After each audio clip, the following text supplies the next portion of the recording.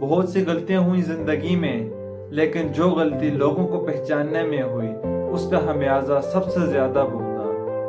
غم کو بھی اس طرح قبول کرو جس طرح خوشی کو کرتے ہو، کیونکہ دونوں کو لکھنے والا مصنف ایک ہی ہے۔ اپنی ذات کو سمندر کی طرح بناؤ، اپنے اندر بہت کچھ لینے کے باوجود بھی اوپر سے بالکل پرسکون رہتا ہے۔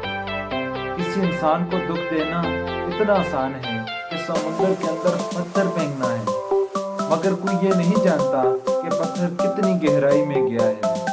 مت کرنا غرور اپنے آپ پر اے انسان، رب نے تیرے جیسے اتنے مٹی سے بنا کے مٹی میں ڈال دیا۔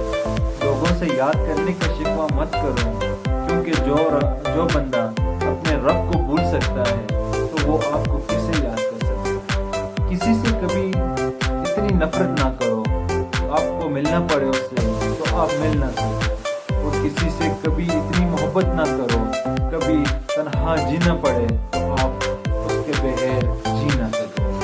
ہر وقت تنزیہ لہجہ رکھنے والا اپنا موقع ہو بیٹھتا ہے۔ کسی کا بھی دل مت دکھاؤ، کیونکہ اس کے آنسو آپ کے لیے سزا بن سکتے ہیں۔ ہم بھی کتنے عجیب لوگ ہیں، نشانیاں محفوظ رکھتے ہیں اور لوگوں کو کھو دیتے ہیں۔ ہمارے معاشرے میں امیر بچوں کی بدتمیزی کو شرارت کہتے ہیں، جبکہ غریب بچے کی شرارت کو بھی بدتمیزی کہا